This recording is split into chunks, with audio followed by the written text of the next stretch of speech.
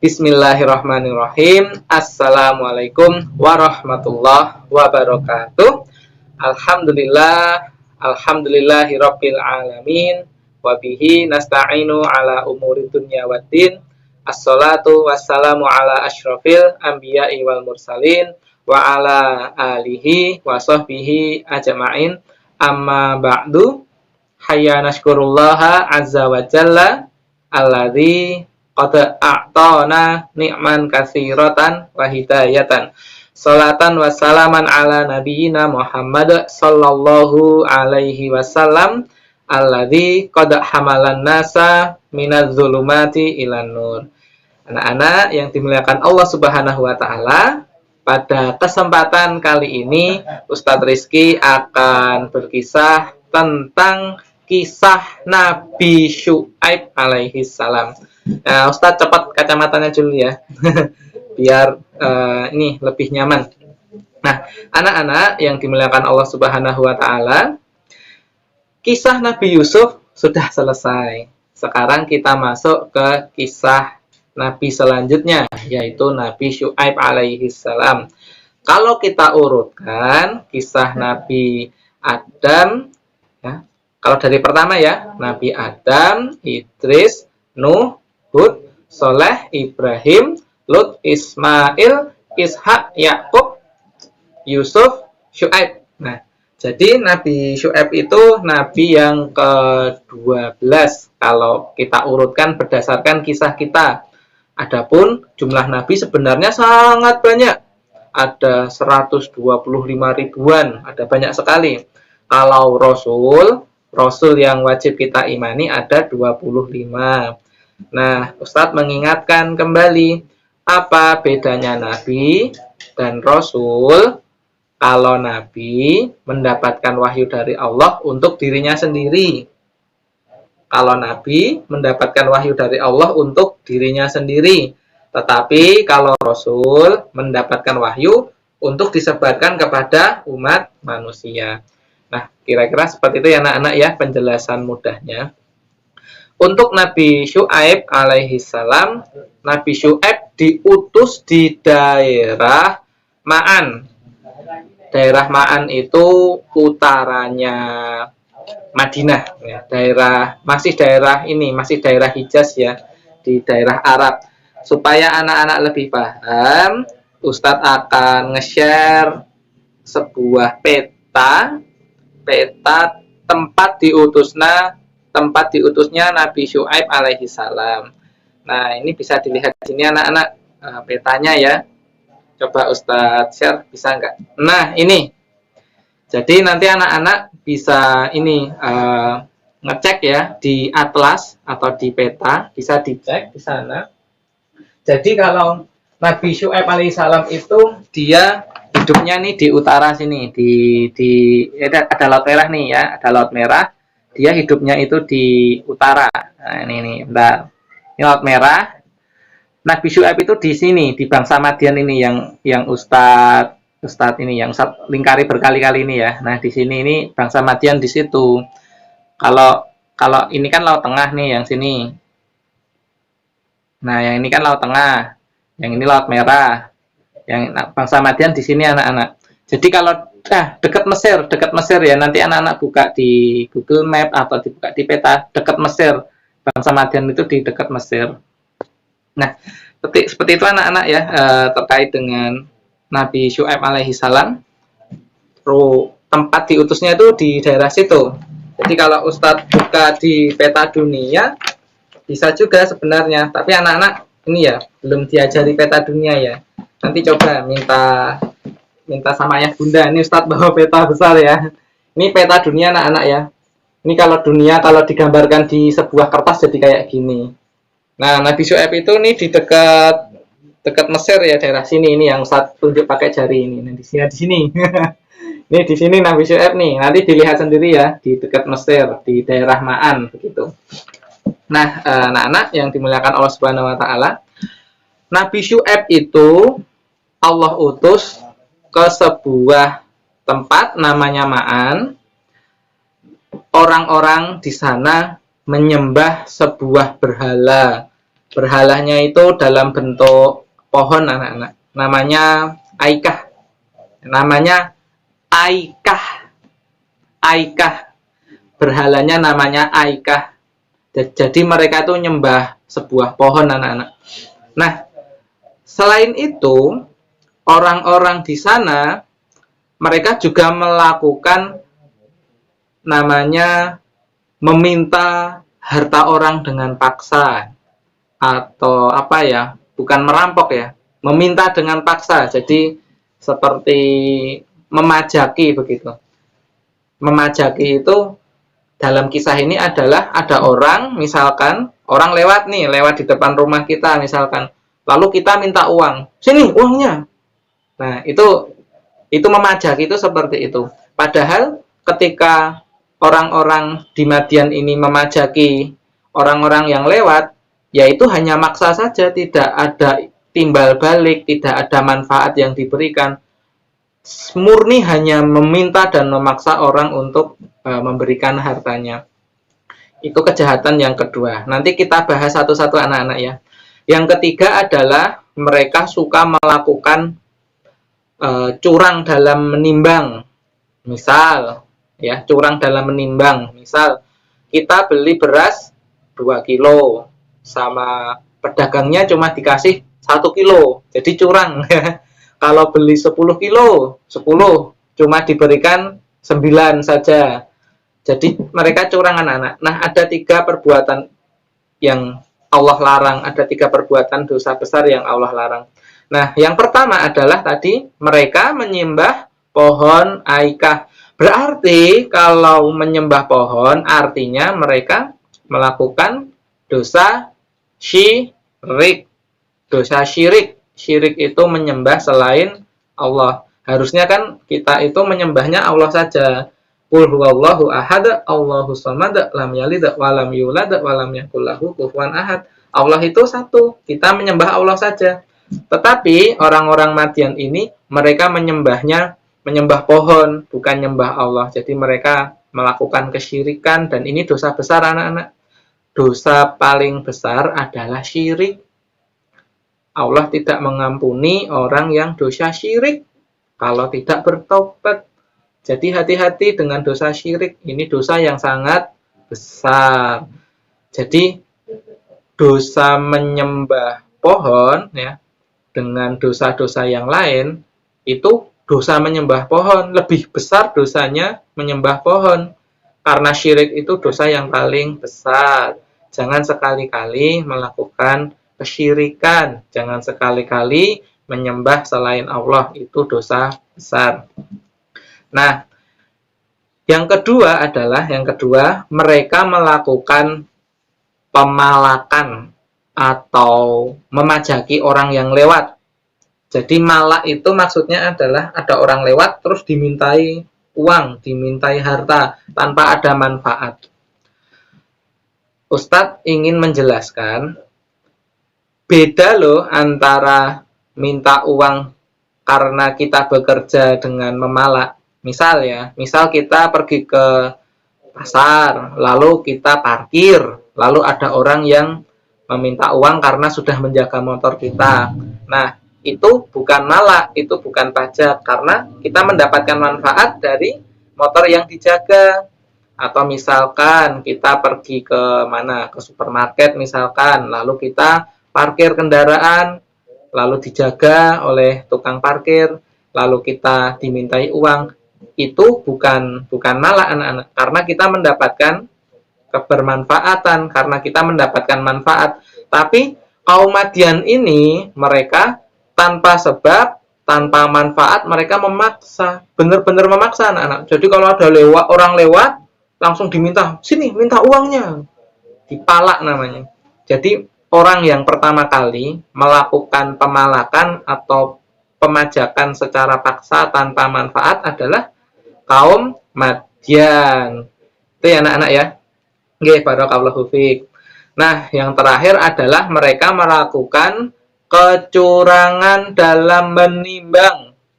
Nih, hari ini kan kita sulit kalau cari cabai ya. Kalau kita beli cabai, misalkan hanya misal nih kecurangan orang-orang Madian waktu itu. Misalkan beli cabai 100 biji, maka yang dikasih cuma 90, yang 10-nya dikorupsi, tidak dikasih. Itu namanya curang anak-anak ya. Atau misalkan kita apa ya, yang mudah deh, kita beli apa, misalkan beli apelnya 10 kilo, cuma diberikan 9 kilo, yang satunya disembunyikan. Nah, itu curang anak-anak. Anak-anak yang sudah hafal juz 30 ada di surat ini, surat Al-Mutaffifin. Wailul lil mutaffifin alladzina idza qtalu 'alan nasi yastawfun wa idza kaluhum aw wazanuhum yukhsirun ala yadhunnu ulaika annahum mab'usuna liyaumin 'adzim yauma yaqumun nasu lirabbil alamin. Wailul lil mutaffifin, celakalah orang-orang yang curang. Curang dalam apa? Ya misalkan tadi, curang dalam menimbang takaran, itu juga curang anak-anak. Misal lagi contoh yang lain ya. Ustadz yakin ini tidak terjadi pada kalian. Misalkan ada yang ujian tapi nyontek, itu juga curang anak-anak, nggak boleh. Apalagi misalkan kita misalkan kita beli lalu kita ya tadi takarannya dikurangi, itu juga nggak boleh anak-anak, itu curang ya. Jadi curang itu banyak anak-anak, perbuatan yang merugikan orang lain, itu tidak boleh anak-anak. Nah, lalu apa yang terjadi setelah mereka melakukan kesyirikan, memajaki orang, ya, memalak orang, lalu yang ketiga mereka melakukan kecurangan dalam timbangan, maka Nabi Syuaib alaihi salam mengingatkan mereka. Nabi Syuaib mendapatkan gelar Khotibul Anbiya. Khotib, pernah dengar kata khotib ya? Kalau khotib naik mimbar lalu ceramah. Khotib itu artinya kalau di sini maksudnya adalah orang yang pandai berbicara. Jadi Nabi Syuaib itu mendapatkan gelar Khotibul Anbiya. Orang yang sangat pandai. Jadi di antara nabi-nabi itu salah satu yang pandai itu adalah Nabi Syuaib. Jadi Nabi Syuaib itu pintar berbicara, pintar ngomong, ya. Namanya public speaking ya kalau sekarang ya. Jadi pintar public speaking, pintar berbicara di depan orang. Ya. Nah, seperti ustazah-ustazah yang mengajar pada kalian. Jadi pintar menyampaikan informasi, pintar berdakwah. Nah, Nabi Syuaib sudah mengingatkan mereka supaya jangan berbuat syirik, jangan berbuat curang, jangan memalak orang. Tapi oleh kaum Madian sama kaumnya Nabi Syuaib, justru Nabi Syuaib itu ditentang, akan diusir. Kata kaum Madian, wahai Syuaib, kalau engkau masih berbicara terus kepada kami akan mengusir engkau. Waduh, kasihan sekali Nabi Syuaib diusir. Nah, Nabi Syuaib terus menjawab, apakah hanya karena itu saya diusir? Nah, terus kaum Madian berkata lagi, wahai Syuaib, kalau bukan karena keluargamu, pasti kamu sudah kami usir. Nah, ternyata anak-anak, kata kaum Madian, Nabi Syuaib ini sebenarnya lemah karena dilindungi keluarga. Itu kata kaum Madian. Padahal Nabi Syuaib alaihissalam adalah manusia yang baik, manusia yang mengajak kebenaran. Tetapi kaum Madian itu justru malah suka menuduh, menjelek-jelekkan Nabi. Wah, itu nggak boleh anak-anak ya. Nabi Syuaib itu baik hati, mengajak supaya nyembah Allah, jangan malakin orang, jangan berbuat curang, tapi malah akan diusir. Nah, anak-anak yang dirahmati Allah Subhanahu wa taala, setelah dinasehati berkali-kali masih ngeyel, masih tidak mau taat, akhirnya Allah Subhanahu wa taala menurunkan azabnya. Jadi gini anak-anak, zaman dulu kan banyak nabi. Kalau nabi sudah mengingatkan, sudah menasihati dengan baik, ya tidak ada pilihan yang lain. maka Allah menurunkan azabnya kepada kaum Aikah atau kaum Madian. Akhirnya anak-anak, apa yang terjadi? Yang terjadi kaum Madian, ya, kaum Madian diberikan sama Allah gempa yang sangat besar, ya, gempa yang sangat besar. Bahkan ini naudzubillahi min dzalik ya anak-anak ya.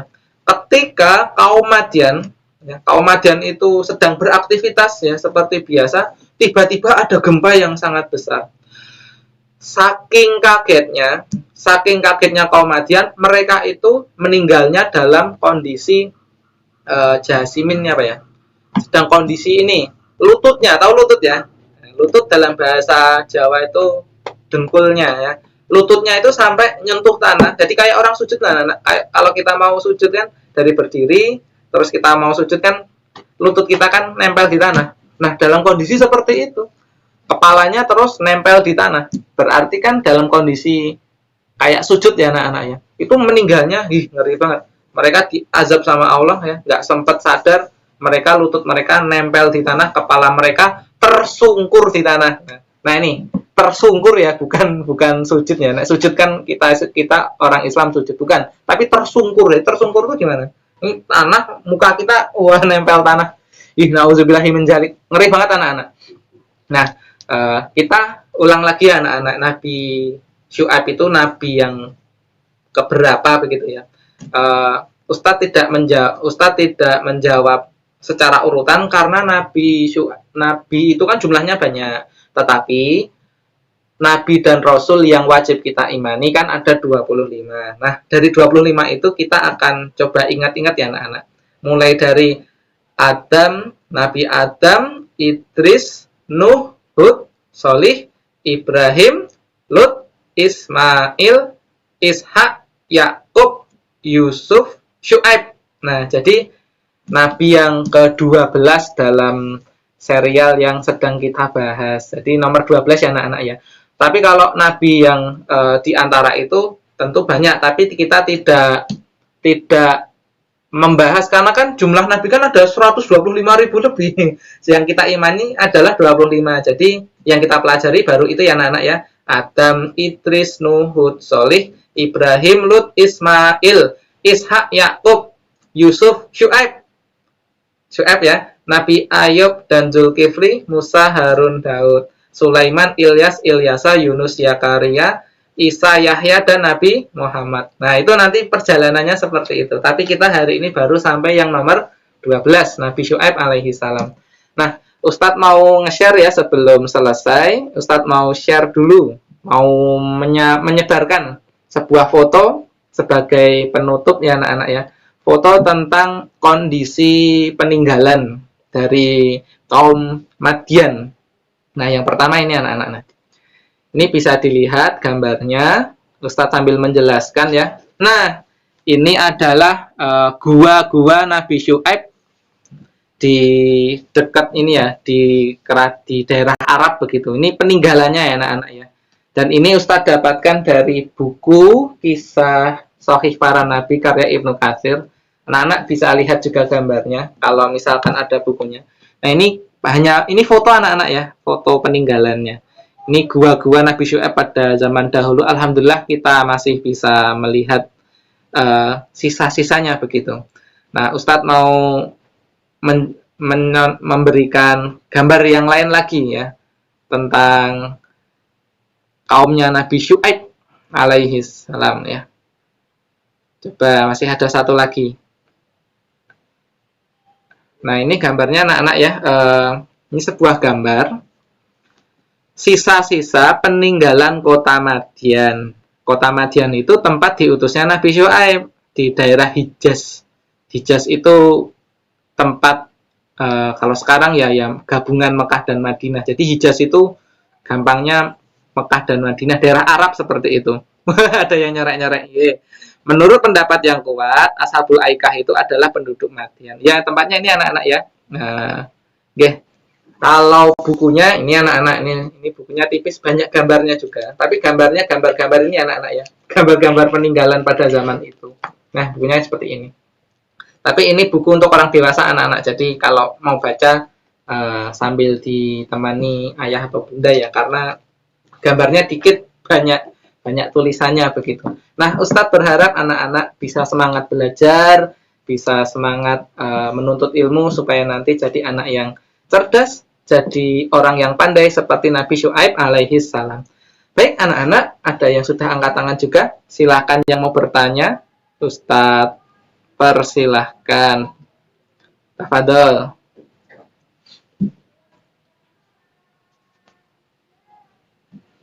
Nggih, Pak Is Husna. Nggih, nggih, tafadol. Ya, silahkan.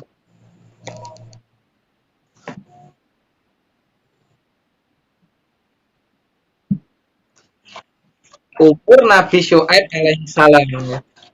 Ustadz belum menemukan sebuah riwayat yang bisa Ustadz sampaikan.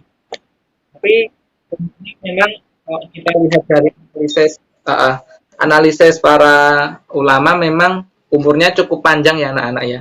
Tapi tidak sepanjang Nabi Adam alaihissalam. Coba Ustadz ini ya, Ustadz bacakan ya, nak ya, periode diutusnya begitu. Jadi kalau di buku yang Ustadz baca, periodenya adalah kurang lebih 1600 sampai 1490 sebelum Masehi. Sebelum Masehi itu maksudnya kalau sekarang kan 2021 ya. Mundur sampai 0. Lalu mundur lagi 1000 tahun. 1600 ini 1600 sampai 1490 sebelum Masehi. Jadi kalau menurut buku ini kurang lebih anak-anak ya, kurang lebih mohon maaf kalau tidak bisa akurat. Kurang lebih 110 tahun. Ya, kurang lebih 110 tahun. Kira-kira umurnya segitu, tapi itu bukan hitungan yang pasti. Jadi kira-kira 110 tahun. Kalau Nabi Adam kan 960 ya. Ya itu ya jawabannya anak-anak ya, 1100 tahun. Oke, terima kasih buat pertanyaannya. Terima kasih untuk pertanyaannya. Ada yang mau tanya lagi? Wa iyaki Ananda. Ini saat baca dulu ada. Tafadhol silahkan yang mau bertanya. Kita masih ada waktu. Oke. Ya, tadi, ada yang bertanya ya tadi ya Nabi Syuaib Nabi yang keberapa? Kalau dalam urutan kisah kita urutannya adalah ke-12. Tapi kalau untuk Nabi yang 125.000 Ustadz mohon maaf tidak tahu ya anak-anak ya. Ngeri banget. Betul, mengerikan anak-anak. Baik, satu pertanyaan lagi sebelum habis waktunya. Sudah masuk waktu Isya, ada yang mau ditanyakan?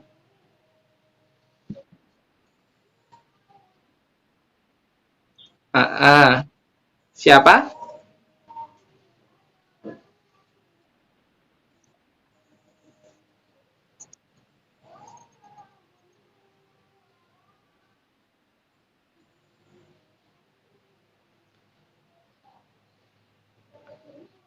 Nah, banyak yang angkat tangan ini. Faiz Husna, bukan ya? Faiz Husna, benar. Jadi tanya, Faiz Husna? Oh ya, baik. Kalau tidak ada, kita tutup kajian kisah kita pada sore hari ini. Baik anak-anak, terima kasih. Syukron, jazakumullah khairan. Ustaz ucapkan kepada semua yang hadir di sini.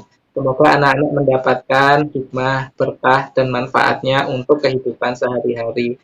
Baik, kita tutup kajian kita dengan membaca hamdalah dan menggunakan dengan kafaratul majelis. Alhamdulillahirabbil alamin. Subhanakallahumma wa bihamdika asyhadu an la ilaha illa anta astaghfiruka wa atubu ilaik. Oke, baik anak-anak, selamat menunaikan ibadah sholat isya. Ya, jangan lupa wudhu dulu ya kalau sudah batal. Baik, Ustaz akhiri, mohon maaf ada kesalahan, Ustaz mohon maaf. Ustaz akhiri. Assalamualaikum warahmatullahi wabarakatuh.